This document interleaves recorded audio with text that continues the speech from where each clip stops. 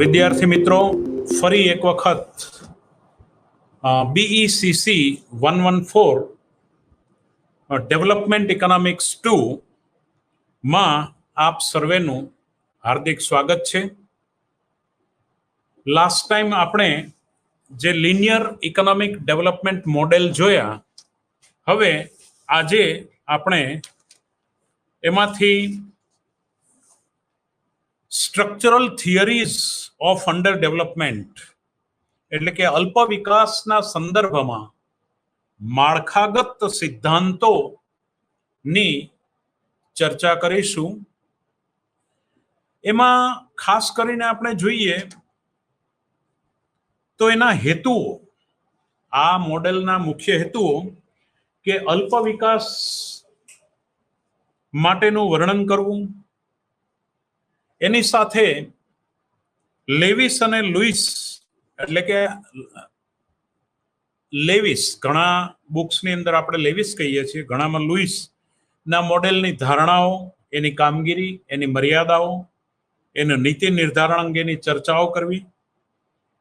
ત્યાર પછી કાર્ડોર, ચેન્ડ્રી, થિલવેલ મોડેલની પણ આપણે ચર્ચા કરવી અને અલ્પ વિકાસમાંથી વિકાસ તરફ જવા માટે સેવા ક્ષેત્રનો ફાળો શું છે એની પણ ચર્ચા કરવી. સાથે સાથે હર્સમેનના અસમતોલ વિકાસ અને સમતોલ વિકાસ ના જે મોડેલ એની ચર્ચા કરવી. આ તમામ મોડેલને સંયુક્ત રીતે સ્ટ્રક્ચરલ મોડેલ્સ અથવા તો માળખાગત મોડેલ્સ આપણે કહી શકીએ. તો આ માળખાગત મોડેલ્સ ની આપણે આજે ચર્ચા કરીશું. ખેતીમાંથી ઉદ્યોગીકરણ તરફ સામાન્ય રીતે વિકાસની પરિસ્થિતિ જ્યારે પણ શરૂ થાય છે ત્યારે સામાન્ય રીતે અર્થતંત્ર ખેતી ક્ષેત્રમાંથી ઉદ્યોગ ક્ષેત્ર તરફ પ્રયાણ કરતું હોય છે. નાઉ જે અર્થતંત્ર વધુને વધુ ઇમ્પોર્ટ સબસ્ટિટ્યુશન એટલે કે આયાત અવેજીકરણ, જે વિદેશમાંથી જે આયાતો પર નિર્ભર હોય એ અર્થતંત્ર ધીમે ધીમે આયાત અવેજીકરણની દિશામાં, પછી ઇન્ડસ્ટ્રીયલાઇઝેશન એટલે કે કૃષિ ક્ષેત્રમાંથી ઉદ્યોગો, ઔદ્યોગિક ક્ષેત્ર તરફ એનું પ્રયાણ થતું હોય છે. અને આ ધીમે ધીમે વિકસતા દેશો તરફની ઓછી આધારિતતા અને ઉદ્યોગીકરણ તરફનો ઝોક એ ખાસ કરીને વિકાસનો રસ્તો છે. આપણે લાસ્ટ ટાઈમ આ જ ચર્ચા કરતા હતા કે if any path that create by from underdeveloped to development, તો એના ઘણા બધા રસ્તાઓ છે, પણ એમાં લાસ્ટ ટાઈમ આપણે જે મોડેલ્સ જોયા તે લિનિયર મોડેલ્સ, સુરેખ મોડેલો જોયા, હેરડ ડમર મોડેલની લાસ્ટ ટાઈમ ચર્ચા કરી, બીજા પણ મોડેલ્સની વાત આપણે કરી. આ વખતે આપણે માળખાગત મોડેલ, અર્થતંત્રના મૂળભૂત માળખામાં ફેરફાર એટલે માળખાગત મોડેલની આપણે ચર્ચા કરવાની છે. તો આર્થિક વિકાસના જે સિદ્ધાંતો છે એમાં ખાસ કરીને નિયો ક્લાસિકલ સિદ્ધાંત, એમાં શુમ્પીટરિયન સ્કૂલ્સ, એમણે ઉત્પાદનના સાધનોનો જે લાંબા ગાળે ઇષ્ટતમ સાધન સ્થળાંતરિત વિકાસમાં અગત્યનો ભાગ ભજવે છે, એ મુખ્ય મુદ્દો છે. ફરીવાર નિયો ક્લાસિકલ સિદ્ધાંતમાં શુમ્પીટર ના જે સિદ્ધાંતો છે એમાં મુખ્ય હાર્દ એવો છે કે લાંબા ગાળે ઉત્પાદનના સાધનોનું જે સ્થળાંતર થાય છે એનું ઇષ્ટતમ સ્થળાંતરિત વિકાસમાં અગત્યનો ભાગ ભજવે છે. ત્રીજું, કાર્ડોર અને લેવિસના મોડેલો પણ મૂળ એના પ્રશિષ્ટ પર આધારિત છે અને નવ પ્રશિષ્ટ સિદ્ધાંતમાં મુખ્યત્વે સોલોએ એમાં ભાગ ભજવ્યો છે. એનું કવરેજ મોટા ભાગનું સોલોએ આપ્યું છે. તો આર્થર લેવિસનું મોડેલ 1954માં, તો લેવિસના મોડેલ વિશે આપણે થોડી ચર્ચા કરીએ.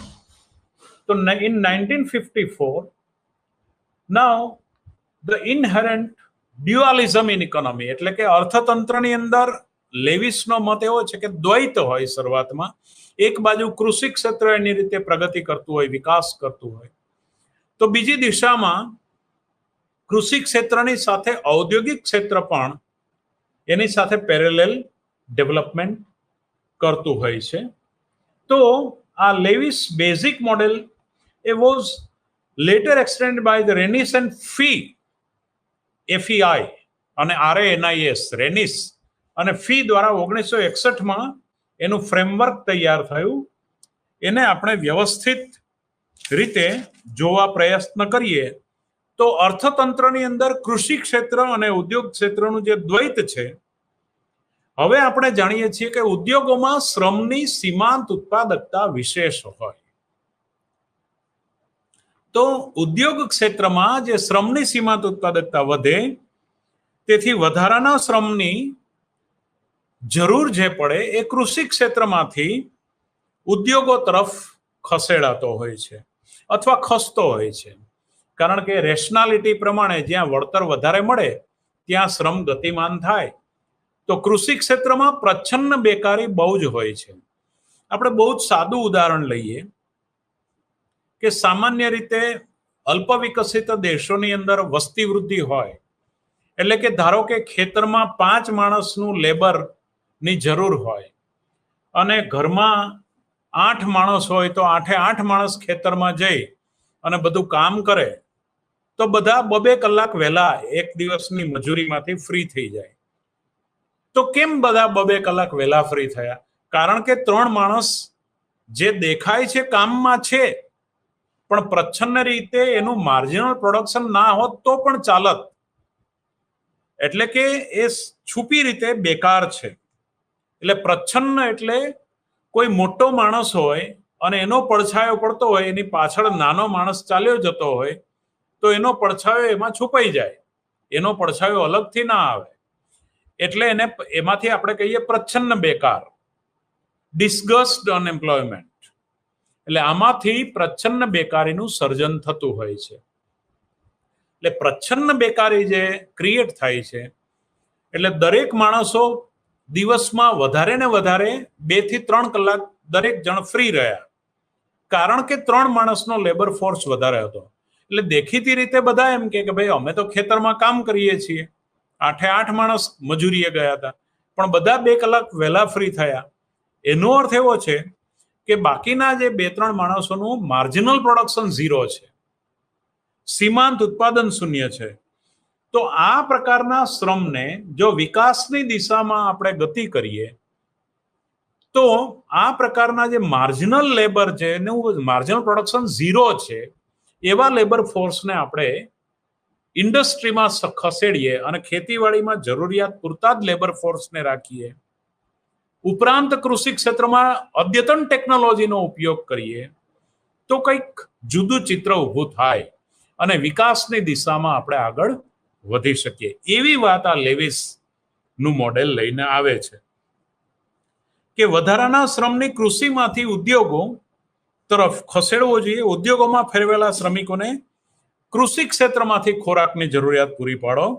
અને આ 2 બાબતોના સિદ્ધાંતોનું હાર્દ એવું આ વાત જે છે આ સિદ્ધાંતનું હાર્દ છે. અને કૃષિ શ્રમિકો, હવે હું તમને એક આકૃતિ બતાવું છું. એ આકૃતિને આપણે પહેલાથી સમજવા પ્રયાસ કરીએ. આકૃતિ મારા લેપટોપમાં તમે જોઈ શકશો. હું તમને અહીંયા સમજાવી રહ્યો છું. તમે જુઓ કે એગ્રીકલ્ચર સેક્ટર આપને દેખાય છે એક્સ અક્ષ પર, અને વાય અક્ષ પર અહીંયા એગ્રીકલ્ચર લેબર છે, વાય અક્ષ પર એગ્રીકલ્ચર આઉટપુટ છે. તો here is the agriculture output અને here is the agriculture labour. પછી આ રેખાઓને તમે ધ્યાનમાં રાખજો. ત્યાર પછી એની ઉપરની આકૃતિ જે છે એ પણ એવી છે કે જ્યાં ઇન્ડસ્ટ્રીયલ લેબર ફોર્સ એક્સ અક્ષ પર અને એવરેજ એગ્રીકલ્ચર સરપ્લસ, કૃષિ ક્ષેત્રમાં જે સરપ્લસ થઈ રહ્યો છે શ્રમ, એને હું અહીંયા એ વાય અક્ષ પર લઉં છું અને લેબર ફોર્સને હું એક્સ અક્ષ પર લઉં છું. અને એના પછીની ઉપરની આકૃતિ average agriculture surplus. Average agriculture surplus એની વાત આપણે કરીએ છીએ. તો એવરેજ એગ્રીકલ્ચર સરપ્લસ ને આપણે વાય એક્સ પર લઈએ છીએ. એક્સ અક્ષ પર ઇન્ડસ્ટ્રીયલ લેબર એટલે ઉદ્યોગોમાંથી હવે સેવા ક્ષેત્ર તરફ ખેતી ક્ષેત્રમાંથી ઉદ્યોગ ક્ષેત્ર તરફ લેબર ફોર્સ સરપ્લસ જે છે એગ્રીકલ્ચરનો એ જઈ રહ્યો છે. અને ત્યાર પછીની ઉપરની ફિગર જે છે એ ઇન્ડસ્ટ્રીયલ વેજીસ, ઉદ્યોગમાં વધારાના શ્રમને જે ઔદ્યોગિક ક્ષેત્રમાં વેતનો છે એને વાય અક્ષ પર લઈશું અને એક્સ અક્ષ પર એના લેબર ફોર્સને ઇન્ડસ્ટ્રીયલ લેબરને લઈશું. ફરીવાર આખી ફિગર્સ હું તમને સમજાવવા પ્રયાસ કરું છું. તો આકૃતિમાં ડાબીથી કૃષિ શ્રમિકો ડાબીથી જમણી તરફ, એટલે હું તમને જે આ આકૃતિ આપું છું એમાં ડાબીથી જમણી તરફ આપણે કૃષિ શ્રમિકોને આમ લઈએ છીએ. કૃષિ શ્રમિકો આ બાજુ કૃષિ શ્રમિકો છે અને ઔદ્યોગિક શ્રમિકો જમણીથી ડાબી તરફ. એની ઉપરની ઔદ્યોગિક શ્રમિકોને હું અહીંથી આ દિશામાં લઈશ અને કૃષિ શ્રમિકોને આ દિશામાં લઈશ. આ દિશામાં પણ ઔદ્યોગિક શ્રમિકો આ દિશામાં આવશે અને કૃષિ શ્રમિકો આ રીતે મપાશે. હવે આપણે એના પરથી જ આગળ ચર્ચા કરીએ તો સરેરાશ વેતન દર W12 એ પણ હું ફિગરમાં આપને બતાવું છું કે આ ખેતીવાડીમાંથી પણ આપણે આ સિદ્ધાંતનું હાર્દ જે છે એ સરેરાશ વેતન દરને આપણે W12 દ્વારા માપીએ છીએ. હવે આકૃતિમાં આપણે જોઈએ કે ખેતીવાડીમાંથી ઉદ્યોગ ક્ષેત્રમાં સ્થળાંતરિત જે થાય છે શ્રમ એને ઊંચું વેતન મળે છે. એટલું જ નહીં, બલકે ખેતીવાડીમાં શ્રમનું પ્રમાણ વધારાનું ઘટે છે. આપણે જે સાદા ઉદાહરણ દ્વારા સમજ્યા કે જ્યાં 10 માણસ જઈને ઉભા રહે છે ત્યાં 7 માણસનું કામ હોય તો બાકીના માણસોનું વેતન પણ આપણે ભાગાકાર કરો, એની એવરેજ કાઢો તો એનું સીમાંત ઉત્પાદન અને એને કારણે વેતન પણ ઓછું રહે. તો ખેતીવાડીમાંથી ઉદ્યોગમાં શ્રમ જો આ જાય તો એને ઊંચું વેતન મળે, બલકે ખેતીવાડીમાં શ્રમનું પ્રમાણ પણ વધારાનું ઘટે છે. એટલે બાકીના શ્રમને ખેતીવાડીમાં પણ ઊંચું વેતન મળે છે. બાકીનો શ્રમ જે છે એને બાકીના 7 માણસો વધ્યા. હવે 7 માણસોને જો પરફેક્ટ અહીંયા એગ્રીકલ્ચર સેક્ટરમાં કામ મળે છે ને એનું પૂરેપૂરું વળતર મળે છે. એટલે ખેતીવાડીમાં પણ ઇષ્ટતમ શ્રમિકો રહ્યા, બાકીના શ્રમિકો ઉદ્યોગ ક્ષેત્રમાં શિફ્ટ થઈ ગયા અને ઉદ્યોગોમાં એ શહેરમાં જઈને વેતન પણ ઊંચું કમાય છે અને એમાંથી જે નિયોજકોને નફો મળે છે એ નિયોજકોનો નફો ફરીવાર પાછો રીઇન્વેસ્ટમેન્ટ થાય છે. એટલે વિકાસની દિશા ઉદ્યોગ ક્ષેત્રમાં પણ વધે અને ખેતી ક્ષેત્રમાં પણ વધે. નંબર 1, ખેતી ક્ષેત્રમાં જરૂર કરતા વધારાના શ્રમ દૂર થઈ ગયા. નંબર 2, ઉદ્યોગ ક્ષેત્રમાં જે શ્રમ આવ્યો એ શ્રમનું ઉત્પાદન વધ્યું, એ માલિકને કમાઈ આપે છે એટલે માલિક વળી પાછું એનું રીઇન્વેસ્ટમેન્ટ કરે છે. આમ તબક્કાવાર દેશનો વિકાસ વધે છે, એવી કઈ વાત છે. એટલે અહીંયા પણ આકૃતિમાં પણ આપણે જોઈએ કે અહીંયા ડિસ્કસ્ડ અનએમ્પ્લોયમેન્ટ માપેલું છે. ડિસ્કસ્ડ એટલે પ્રચ્છન્ન બેકારી. બરાબર, એગ્રીકલ્ચર સેક્ટરમાં જે પ્રોડક્શન હતું એ અહીંયાથી બતાવેલું છે. તમે જોઈ શકો છો કે ત્યાં આઉટપુટ માપેલું, આઉટપુટની રેખા છે. આ રેખા જે છે આઉટપુટની રેખા છે, એ ધીમે ધીમે ઘટતી જાય છે. કેમ? અહીંયાથી ડિસ્કસ અનએમ્પ્લોયમેન્ટ ચાલુ થયું, પ્રચ્છન્ન બેકારી, એટલે અહીંથી ઘટતું જાય છે. એટલે આ લેબર ફોર્સને તમે ઇન્ડસ્ટ્રીમાં ચેન્જ કરો એટલે સરપ્લસ લેબર ફોર્સ આખો અહીં આવશે ને એનું પ્રોડક્શન વધશે અને એને W12 જેટલું વેતન મળે છે અહીંયા. એટલે ખેતીવાડીમાં પણ ઇષ્ટતમ શ્રમ રહ્યો, ઉદ્યોગ ક્ષેત્રમાં પણ શ્રમનું સ્થળાંતર થયું. આ બંને આકૃતિ હું બહુ જ નજીકથી બતાવું, જોઈ શકો છો. બરાબર છે. હવે આપણે પાના નંબર 77 પર તમારા સિલેબસમાં આકૃતિઓ દોરેલી છે. એ તમે જોઈ શકો છો. એટલે નફાનો વધારાનો દર આમ મૂડીરોકાણ પણ વધે છે, અને મૂડીરોકાણ કઈ દિશામાં વધે છે એ પણ હું તમને ત્રીજી આકૃતિમાં બતાવવા પ્રયત્ન કરું છું. એની ત્રણેય આકૃતિ પેરેલલ છે. એ એક્સ થી વાય થી ઝેડ આ દિશામાં મૂડીરોકાણ વધતું જાય છે. X to Y to Z એની રીતે પણ તમે જોઈ શકો છો. એટલે આમ લેવિસ, રેનિસ અને FEI, the capital accumulation in the industrial sector, the engine of growth, એટલે કે વૃદ્ધિનું જે મશીન છે, વૃદ્ધિનું એન્જિન એ કોણ બને છે? તો વૃદ્ધિનું એન્જિન કેપિટલ એક્યુમ્યુલેશન, એટલે મૂડી વળી પાછું નિયોજકને આવક થાય, વળી પાછું એનું રીઇન્વેસ્ટમેન્ટ કરે, એને આખું કેપિટલ એક્યુમ્યુલેશન કહેવાય. જેમ ચક્રવૃદ્ધિ વ્યાજ હોય એમ ચક્રવૃદ્ધિ મૂડીરોકાણ એક્યુમ્યુલેશન. તો એ રીતે ઇન્ડસ્ટ્રીયલ સેક્ટરમાં પણ it is the engine of growth. એટલે ધીમે ધીમે જેમ રેલવે ગાડી આગળ વધે એમ દેશનો વિકાસ દર આગળ વધે છે. હવે ધીમે ધીમે પછી શું થશે કે એગ્રીકલ્ચરમાં લેબર ફોર્સ ઘટશે, કૃષિ ક્ષેત્રમાં વ્યાપાર, હવે ધીમે ધીમે એગ્રીકલ્ચર એટલે અનાજની અછતો ઊભી થાય. જો એગ્રીકલ્ચર સેક્ટરમાં ધીમે ધીમે લેબર ફોર્સ ઘટતો જાય એટલે વ્યાપારની શરતો વળી પાછી દિશા ઊંધી આવે, કૃષિની તરફેણમાં ને ઉદ્યોગની વિરુદ્ધમાં જાય. ખોરાકની કિંમત વધે, કેમ કે ખોરાક ઉત્પન્ન કરતા લેબર ફોર્સ ઓછા છે. ઓછી સંખ્યાના ખેડૂતો બિન કૃષિના કામદારોને પણ ટેકો આપે. કૃષિ પેદાશના વધતા ભાવો, ઔદ્યોગિક વેતનો વધારે. કારણ કે ખોરાક મોંઘો થયો છે માટે ઇન્ડસ્ટ્રીયલ સેક્ટરમાં લિવિંગ લાઈફ સ્ટાન્ડર્ડ ઊંચું લઈ જવું હોય તો ખોરાક વધારે મોંઘા ભાવે ખરીદવો પડે, માટે ઇન્ડસ્ટ્રીયલ સેક્ટરમાં તમારે મજૂરોના પગારો વળી પાછા વધારવા પડશે. એટલે એ વેજ રેટ પણ વધારે, એટલે ઔદ્યોગિક વેતનો વધારે, અને આખા અર્થતંત્રમાં જીવન નિર્વાહ ખર્ચ એના ઉપર વેતનો ગોઠવાય. એટલે ધીમે ધીમે ઇન્ડસ્ટ્રીયલ સેક્ટરમાં વેજ ઇન્ક્રીઝિંગમાં આ લોકો સક્સેસ થાય, મજૂર મંડળો મજબૂત હોય એટલે વળી પાછા એના લાઈફ સ્ટાન્ડર્ડ જે છે સબસિસ્ટન્સ લેવલ કરતા ઉપરના લેવલ પર એ વેજ રેટ ગોઠવાય, એના વેતનો ગોઠવાય. આ પ્રણાલિકાગત અથવા તો એને બિન મૂડી ક્ષેત્રમાં, આધુનિક અને મૂડી ક્ષેત્રમાં શ્રમનું સ્થળાંતર વધારે છે. એટલે તળિયાના વેતનો જીવન નિર્વાહ ખર્ચ આગળ સ્થિર થાય. ભલે ગમે એટલી નીચી નોકરી હોય પણ એને લાઈફ સ્ટાન્ડર્ડ તો મેન્ટેન થવું જોઈએ. તમે જે સૂચકાંકની મદદથી શોધો છો કે મિનિમમ રિક્વાયરમેન્ટ કેટલી, એટલું તો એને વેતન મળવું જોઈએ. એટલે તો લઘુત્તમ વેતનના કાયદાઓ છે.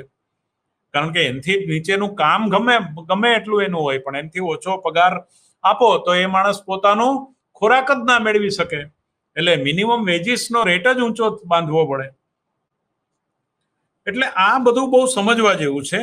એટલે તળિયાના વેતનો જે છે જીવન નિર્વાહ ખર્ચ આગળ સ્થિર થાય, એટલે શ્રમનો વધારો અપવર્ડ સ્લોપિંગ મેનર માં ગોઠવાય. એટલે શ્રમનો વધારો જે છે, supply curve of industrial labour, હવે આ ફિગર તમે જુઓ, હવે સમજાશે. આ જો શ્રમનો વધારો અપવર્ડ સ્લોપિંગ એટલે આમ ગોઠવાય છે. બહુ નજીકથી ફિગર તમે જોઈ શકશો. શ્રમનો વધારો અપવર્ડ સ્લોપિંગમાં ગોઠવાય છે.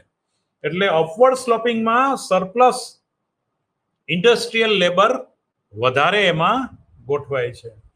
અને એ પણ ડિમાન્ડ કર્વ પણ એની ફર્સ્ટ ટર્નિંગ પોઈન્ટ થી second turning point, second turning point થી third turning point A W bar fix રહીને પણ એવી રીતે ગોઠવાય છે. વેતન દર કાં તો વધે અથવા એવા જ રહે, પણ એ રીતે એના ટર્નિંગ પોઈન્ટ એકમાંથી બીજો, બીજામાંથી ત્રીજો એમ વધે છે. એટલે અપવર્ડ સ્લોપિંગ મેનરમાં લેબર સપ્લાય કર્વ જાય છે.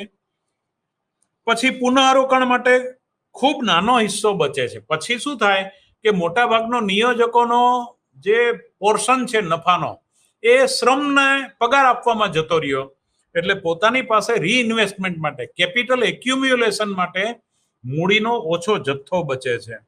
અને લેવિસે પૂર્ણ હરીફાઈ, પૂર્ણ રોજગારી આવી જે નવપ્રશિષ્ટ અર્થશાસ્ત્રીઓની ધારણા હતી એને પણ ફગાવી દીધી. તમારે પૂર્ણ રોજગારી કે પૂર્ણ હરીફાઈની ધારણા નથી કરવાની રહેતી, એ વગર પણ આ સિદ્ધાંત તમે સમજાવી શકો છો. એ રીતે નવપ્રશિષ્ટ અર્થશાસ્ત્રમાં આ એની મર્યાદાઓ, ધારણાઓ દૂર કરીને પણ આ સિદ્ધાંત એક સરસ રીતે વિકાસને સમજાવી રહ્યો છે. પણ આની કેટલીક મર્યાદાઓ છે. આ સિદ્ધાંત આ રીતે ખૂબ સરસ છે, but there is certain limitations of this principle. કે first, even if there is unlimited surplus of labor, industrial project may face the shortage of skilled labor. એટલે કે મજૂરો ઘણા છે પણ સ્કિલ લેબરની અછત હોય છે. તમે મજૂરોને અનલિમિટેડ ધારી દીધા પણ સ્કિલ લેબરની અછત હોય છે, અને માટે એ આ સિદ્ધાંતની પહેલી મર્યાદા છે. એ ઉપરાંત બીજી વાત, અલ્પ વિકસિત અર્થતંત્રમાં ગામડામાંથી શહેરમાં ઝડપથી લોકો સ્થળાંતરિત ના થાય, અને ઝડપથી જે લોકો ગામડામાંથી શહેરમાં આવે એને માટે એટલી ઝડપથી તમે સુવિધાઓ, કારણ કે નવા શહેરમાં આવનારાઓ માટે શિક્ષણની વ્યવસ્થા, તંદુરસ્તીની વ્યવસ્થા, એ લોકો માટે મકાનો, ફ્લેટોની વ્યવસ્થા, એ લોકો માટે ડ્રેનેજની વ્યવસ્થા, આ બધી વ્યવસ્થા તમે તાત્કાલિક ઊભી ના કરી શકો. એટલે એ રીતે આ સિદ્ધાંતની મર્યાદા છે. ગામડાના માળખાગત ફેરફારો જે છે એ પણ એ માળખાગત ફેરફારો વગર વધારાનો શ્રમ શહેરમાં ઝડપથી વધતો નથી. ગામડાઓની અંદર પણ તમારે એના માળખાગત ફેરફારો કરવા પડે. ઉપરાંત વસ્તી વૃદ્ધિથી સરવાળે તો શહેરીકરણ જ વધશે, કૃષિ ક્ષેત્ર કેટલાક લેબરને સમાવશે. માટે આ સિદ્ધાંત આપણે આ રીતે ખૂબ સુંદર રીતે સમજ્યા. હવે એની સાથે થોડી વાત આપણે અહીંયા પોલિસી ઇમ્પ્લિકેશન્સની અંદર આ સિદ્ધાંતની વાત કરીએ તો, in the course of development economics can adopt different policies. એટલે જુદી જુદી પ્રકારની નીતિઓની વાત. The Lewis model of economic development looks at certain policies which may be implemented like agriculture taxation and agriculture pricing policies. એટલે કે કૃષિ કરવેરા અને કૃષિ જે ખેતીવાડીના ટેકાના ભાવો, તળિયાના ભાવો નક્કી કરતી પોલિસી પણ અહીંયા નીતિ વિષયક બાબતમાં આ સિદ્ધાંત રજૂ કરે છે કે કૃષિ ક્ષેત્રમાં એની પ્રાઇસિંગ પોલિસી નક્કી થવી જોઈએ, અને એગ્રીકલ્ચર ટેક્સ એટલે કે કૃષિ કરવેરાઓ પણ દાખલ કરવા જોઈએ. કેવી રીતે? તો એ નીતિ વિષયક બહુ મોટો પ્રશ્ન છે. The important question with the policy maker is developing countries are about promoting industrial sector and dealing with the agriculture sector. Industrial સેક્ટરને પ્રમોટ કરવું અને કૃષિ ક્ષેત્રની સાથે કેવી રીતે ડીલિંગ કરે છે. એટલે કે દાખલા તરીકે ખાંડના કારખાના હોય તો શેરડી કૃષિ ક્ષેત્રમાંથી મળે, પણ પેલું ઉદ્યોગ ક્ષેત્રમાં એને કારખાનામાં શેરડીને લઈ જવી પડે. મિલો જે કાપડની તૈયાર થાય પણ એના માટે રો મટીરિયલ તો એગ્રીકલ્ચર સેક્ટરમાંથી જ કોટનનું મળે. એટલે આ એક પણ અહીંયા નીતિ વિષયક નિર્ણય લેનારને કૃષિ ક્ષેત્રનું ઉદ્યોગ ક્ષેત્રમાં કેવી રીતે, દાખલા તરીકે તમે જે ફૂડ પ્રોસેસિંગ ઇન્ડસ્ટ્રીઝ છે, કેરીનો રસ તમે 12 મહિના ખાઈ શકો, તો એનું પેકિંગ એવી રીતે કરવું પડે કે જેથી કરીને એ રસ બગડે નહીં. તો અનાજ બીજું એ રીતે ઇન્ડસ્ટ્રી, દાખલા કે અનાજને ચોખ્ખું કરવાની મિલિંગ ની પ્રોસેસ, આ બધું ઇન્ડસ્ટ્રીયલ સેક્ટર છે જે કૃષિ આધારિત છે. એટલે કે જે કૃષિ ઉપર આધારિત હોય અને ઇન્ડસ્ટ્રીયલ સેક્ટરમાં જેનો સમાવેશ થાય છે. તો આ બધું જે છે નીતિ વિષયક બાબતો આ સેક્ટરમાં, આ સિદ્ધાંતમાં બહુ જરૂરી છે. Should taxation in agriculture be undertaken in order to ensure a larger food surplus in the short of medium run, or should investment in agriculture be made to ensure long run gains. Agriculture સેક્ટરમાં વધારે મૂડીરોકાણ કરી લાંબા ગાળાના ફાયદાઓ કરશે. એ ઉપરાંત should taxation in agriculture be undertaken in order to ensure the larger food surplus in the short to the medium run. મધ્યમ ગાળો અને ટૂંકા ગાળામાં એ જે ખોરાકનો વધારો કરી શકશે. જો કૃષિમાં આપણે કૃષિ ક્ષેત્રને કરવેરા હેઠળ આવરી લઈએ તો કૃષિ ક્ષેત્રને કરવેરા હેઠળ આવરી લેતા એ ફૂડ સરપ્લસ ઊભું કરી શકશે. એટલે આ બધા પ્રશ્નો નીતિ વિષયક, ઇટ ઇઝ ધ પોલિસી ઇમ્પ્લિકેશન્સ ની, આ સિદ્ધાંતની પોલિસી ઇમ્પ્લિકેશન ની હું આ બધી ચર્ચા કરું છું. This is a debatable issue from various parts of the growing world. એટલે વિશ્વના જે વિકસતા દેશો, વિકસતો ભાગ છે, on the success and the failure of such policies undertaken. આ પ્રકારની નીતિઓ ને જો લક્ષ્યમાં લેવામાં આવે તો આ જે વિકસતા દેશોના કૃષિ ક્ષેત્રના અનુભવોને આમાં ઉપયોગમાં લેવા જોઈએ. એટલે આ મોડેલ ખૂબ સરસ રીતે આપણે બતાવ્યું. તો એ બાબત આપણે ધ્યાનમાં રાખવી જોઈએ અને આ મોડેલની એવી રીતે ચર્ચા કરવી જોઈએ. એવું જ એક મોડેલ જે છે નિકોલસ કાલ્ડોરનું, કાલ્ડોર મોડેલ, જે સ્ટ્રક્ચરલ મોડેલમાં આ 2-3 મોડેલનો સમાવેશ થાય છે. તો નિકોલસ કાલ્ડોર જે છે 1967માં હેરોડ અને કેઇન્સના મોડેલને એપ્રોચ કરે છે. આર્થિક વિકાસ જે છે, કાર્ડોર્સ ગ્રોથ લોસ, એના ગ્રોથ વૃદ્ધિના નિયમો, એ પણ એની વાત આપણે કરશું. તો આ જે છે કાર્ડોરનો વૃદ્ધિ નિયમ એટલે વિકાસના એન્જિન માટે ફાસ્ટર ગ્રોથ કેવી રીતે થાય જીડીપીમાં growth. This is because backward and forward input output linkage are strongest in the manufacturing and scope for capital accumulation, technological progress. એટલે આની ફોરવર્ડ ને બેકવર્ડ ઇફેક્ટ. કૃષિનો વિકાસ થાય, કૃષિના ઉદ્યોગોનો વિકાસ થાય, બીજી બાજુ મેન્યુફેક્ચરિંગ પ્રોડક્ટ વધે. કાર્ડોરનો મોડેલ સ્વતંત્ર રીતે પણ એમ કહે છે કે મેન્યુફેક્ચરિંગ પ્રોડક્ટ વધે. હવે કેના દ્વારા? તો કેપિટલ એક્યુમ્યુલેશન દ્વારા, ટેકનોલોજીકલ પ્રોગ્રેસ દ્વારા, ઇકોનોમાઇઝ ઓફ સ્કેલ એટલે મોટા પાયા પરના ઉત્પાદનના લાભો. એટલે જેમ જેમ દાખલા તરીકે 10 માણસની રસોઈ બનાવો તો 2 માણસ મફત ખાય, 100 માણસની રસોઈ બનાવો તો 12-15 માણસ મફત જમી લે, એનું કોસ્ટિંગ પડે નહીં. એમ જેમ ઉત્પાદનનું પ્રમાણ વધે એમ ઇકોનોમાઇઝ ઓફ સ્કેલ એટલે કે મોટા પાયા પરના ઉત્પાદનના લાભો વધતા હોય છે. તો એ રીતે પણ જીડીપીમાં ગ્રોથ. એટલે તો દરેક અર્થશાસ્ત્રીઓ પોતાના કેમેરાઓ અલગ અલગ રીતે ગોઠવે છે અને વૃદ્ધિની પ્રક્રિયાને અલગ અલગ રીતે જુએ છે. છેલ્લા 2 લેક્ચરથી હું જે વસ્તુ હેરડમર મોડેલથી માંડી કાલ્ડોર મોડેલ સુધી અહીંયા જે હું સમજાવવા પ્રયાસ કરું છું, પહેલા આપણે લિનિયર મોડેલ ગયા લેક્ચરમાં લીધા, આ લેક્ચરમાં આપણે સ્ટ્રક્ચરલ મોડેલ લઈએ છીએ. તો આ બધા મોડેલ દ્વારા વૃદ્ધિ કે વિકાસના પાથ કેવી રીતે નક્કી થાય છે એ ફ્લાઇંગ ઓબ્ઝર્વેશન તમે બધા મોડેલનું લેક્ચર એક સાથે સાંભળો, પછી તમે એનું મૂલ્યાંકન કરી શકો. બરાબર? એટલે દરેક અર્થશાસ્ત્રીય મોડેલને અલગ અલગ રીતે જુએ છે.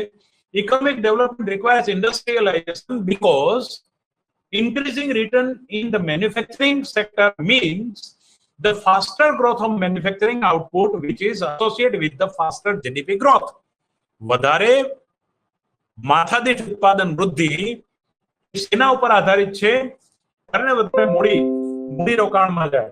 Strongest in manufacturing and the scope for capital accumulation. એનો સ્કોપ વધે, એનું કાર્યક્ષેત્ર વધે, એ બહુ જ જરૂરી છે એની ફોરવર્ડ ઇફેક્ટ માટે.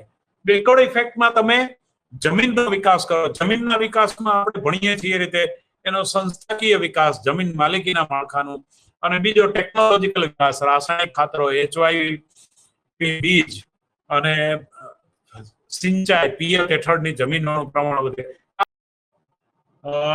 Virts cycle is the demand and output growth fuel productivity growth due to increasing return to scale.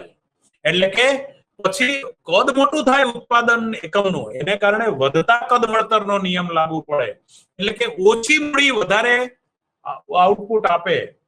એટલે આ જે છે this is the term fuel capital accumulation, અને એ જે છે એ મૂડીનું વિસ્તૃતીકરણ કર્યા કરે.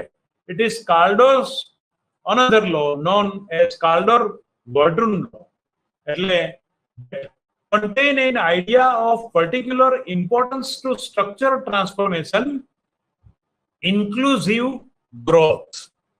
એટલે આ જે છે it talks of Kaldor-Verdun coefficient which is employment elasticity of growth, એટલે વૃદ્ધિની રોજગારી સાપેક્ષતા. એ જે છે the more the manufacturing sector grow, the more the productivity growth across the whole economy, because manufacturing provides the capital goods across the economy. This is also because increase in manufacturing employment rates, agriculture productivity as labor migrates.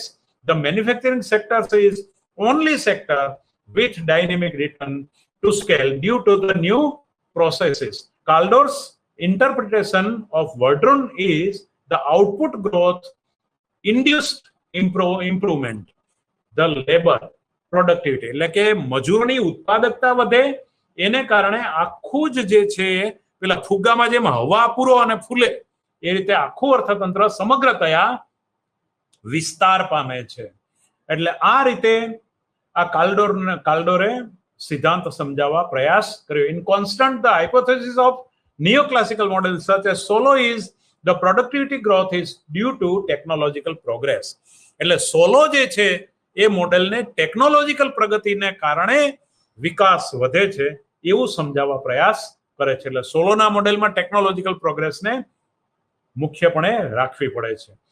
Now the developed models whereas the growth is export lead to the specialization with then leads to increase in productivity and skill improvement, અને એ પછી ધીમે ધીમે ઉત્પાદકતા અને મજૂરોની skill પણ વધારે છે.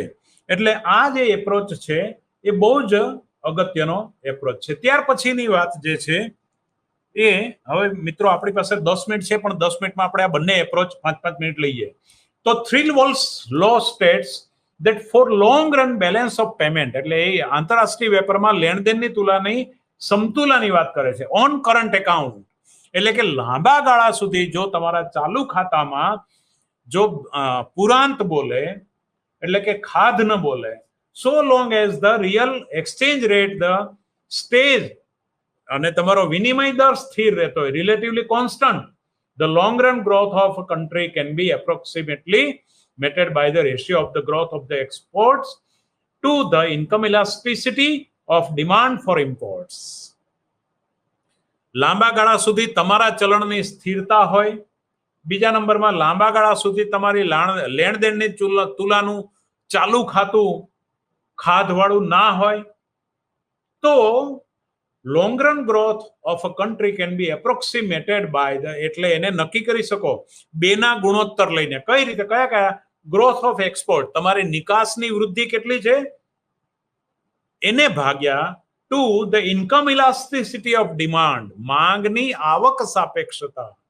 એટલે કે જેમ જેમ ઇન્કમ વધે, તમે જાણો છો કે ફ્રીડમેન એવું કહે છે કે લક્ઝુરિયસ ગુડ્સની બાબતમાં income elasticity is greater than 1, એટલે કે વૈભવી ચીજ વસ્તુઓમાં કોઈની પણ આવક વધે એના કરતા એની માંગ સાપેક્ષ રીતે વધારે વધે છે.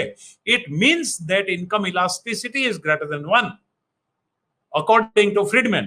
સેમ લોજિક આપણે અહીંયા એપ્લાય કરીએ છીએ.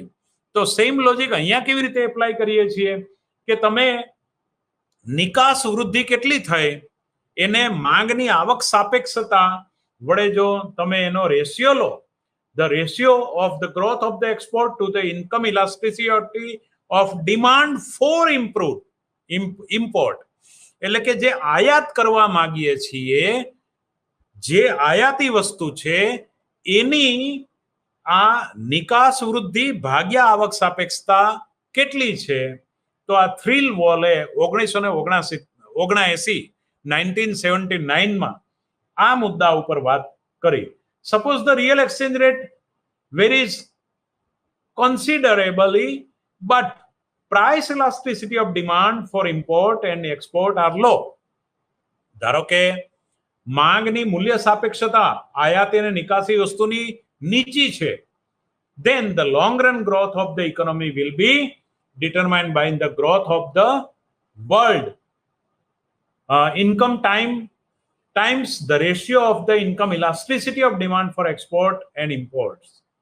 The growth of world એટલે વિશ્વની જે ઇન્કમ ટાઈમ્સ જે છે, the ratio of the income elasticity આવક સાપેક્ષતાનો નિકાસી વસ્તુની આયાતી વસ્તુની માંગ માટેની સાપેક્ષતા જે છે એ બંનેનો જો માંગની મૂલ્ય સાપેક્ષતા ઓછી હોય તો શું થાય? One important example of this is that if developing countries produce mainly primary products, જો અલ્પ વિકસિત દેશો ખેતીને લગતી પ્રાથમિક પેદાશો જો ઊભી કરતા હશે, બનાવતા હશે, while developed countries specialized in high income elasticity manufacture goods, જેની આવક સાપેક્ષતા ઊંચી હોય એવી મેન્યુફેક્ચરિંગ વસ્તુ એ વિકસિત દેશો બનાવતા, એટલે મૂડીકીય ચીજો વિકસિત દેશો બનાવતા હોય અને પ્રાથમિક ક્ષેત્રની વસ્તુ જો વિકસતા દેશો બનાવતા હોય, then the developing countries will grow at a relatively slower rate. એનો અર્થ એવો થાય કે જો આપણે ત્યાં વધારે ને વધારે કૃષિ પ્રધાન ચીજ વસ્તુઓ બનતી હોય અને અમેરિકામાં મૂડી પ્રધાન ચીજ બનતી હોય અને બંને એ રીતે વેપારથી જોડાતા હોય તો આપણે ત્યાં વિકાસ દર સાપેક્ષ રીતે ધીમો રહે છે.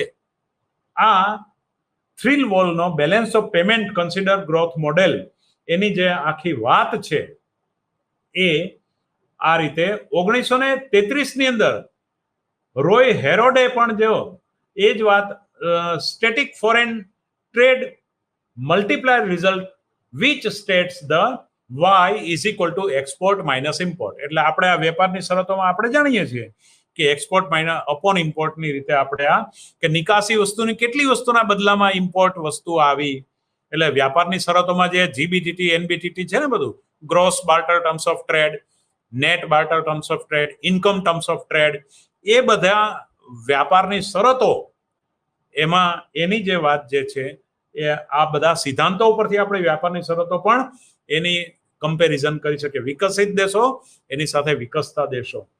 હવે આપણી પાસે છેલ્લી 5 મિનિટ છે તો એ દરમિયાન ચેનરીઝ પેટર્ન ઓફ ડેવલપમેન્ટ એનાલિસિસ, ચેનરીની જે ડેવલપમેન્ટ એનાલિસિસ જે એમણે વાત કરી એની વાત પણ આપણે સાંકળી લઈએ. The pattern of development analysis of structural changes focus on the sequential process through which the economic, industrial and institutional structure of an underdeveloped economy is transformed over time.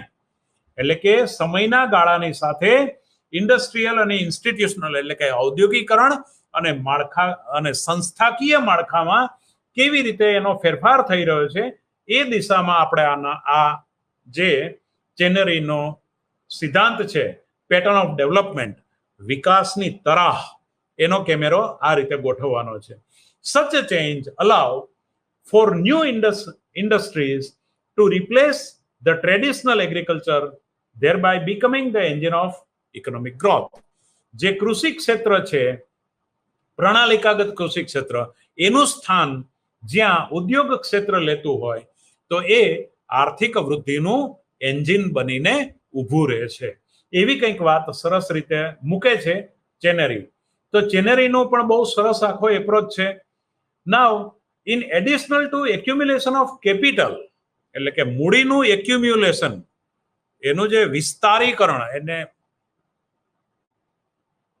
એટલે કે એક કેપિટલ રીઇન્વેસ્ટમેન્ટમાં એનો ફરીથી બીજા વધેલા કેપિટલનો ઉપયોગ કરે એને આપણે કેપિટલ એક્યુમ્યુલેશન કહીશું. બોથ ફિઝિકલ એન્ડ હ્યુમન એ બંનેની વાત છે. ભૌતિક મૂડી અને માનવ મૂડીનો પણ ઉપયોગ થવો જોઈએ. જો કારણ શું છે હવે માનવ મૂડીનો કેવી રીતે, તો આનો તો ઘણો બધો બહુ મોટી ચર્ચા. પહેલા આપણે લાઇબ્રેરીમાં હાર્ડ કોપીમાં પુસ્તકો સંગ્રહ કરતા, હવે તમારા મોબાઈલમાં ઘણો બધો સંગ્રહ છે. માહિતીનો સંગ્રહ એ હ્યુમન ડેવલપમેન્ટમાં કામ આવે, એ તમારા વિચારોને પણ આધુનિક બનાવે, એ તમને થિંકિંગ જમ્પ બી વધારે, એટલે હ્યુમન કેપિટલ એક્યુમ્યુલેશન પણ વધે. મારા કરતા હવે પછીની તમારી વિદ્યાર્થીઓની પેઢી, એના તમારા પછી તમારી પેઢી, એનો આ રીતે હ્યુમન કેપિટલ એક્યુમ્યુલેશન જમ્પ પણ વધારે આવશે. દાખલા તરીકે જૂની પેઢી કરતા નવી પેઢી કોમ્પ્યુટર સારી રીતે ચલાવી શકે છે, બરાબર. એ જ રીતે એની પાસે ટેકનિકલ નો હાવ વધારે છે, બરાબર. એટલે આ જે વસ્તુ છે હ્યુમન કેપિટલ એક્યુમ્યુલેશન અને physical capital accumulation, a set of interrelated change in the economic structure of a country are required for the transition from traditional economic system to a modern one.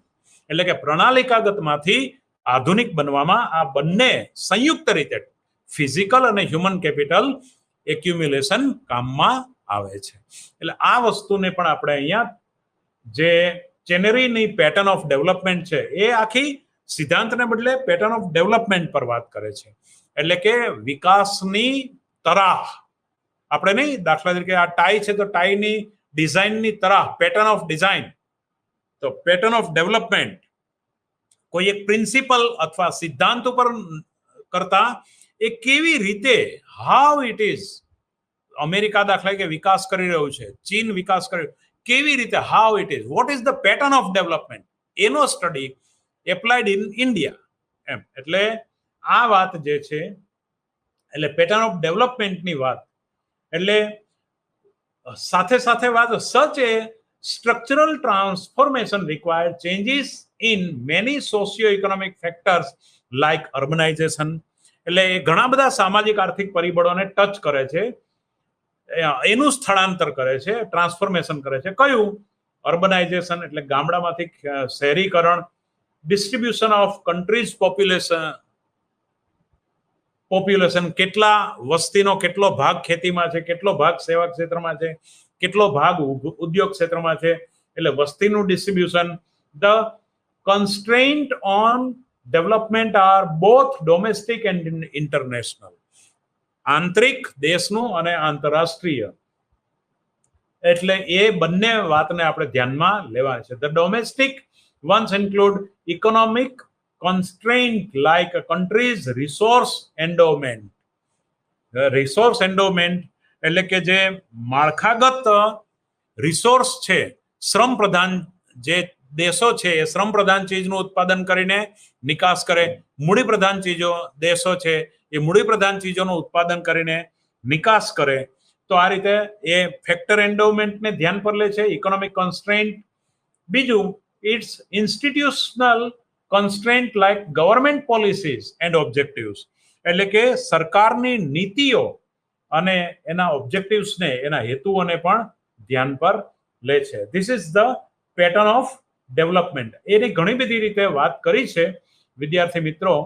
ત્યાર પછી આપણે હવે પછી મળીશું ત્યારે block 3 ની આ રીતે વિસ્તૃત વાત કરીશું. જે રીતે વિષયને ન્યાય આપી શકાય એ રીતે મેં આ સ્ટ્રક્ચરલ એટલે કે માળખાગત મોડેલોને, વિકાસના માળખાગત મોડેલોને ન્યાય આપવા પ્રયત્ન કર્યો છે. કંઈ પણ ક્ષતિ રહી ગઈ હોય તો દરગુજર કરશો. Thank you very much. આપ સર્વેને શુભેચ્છાઓ. Thank you.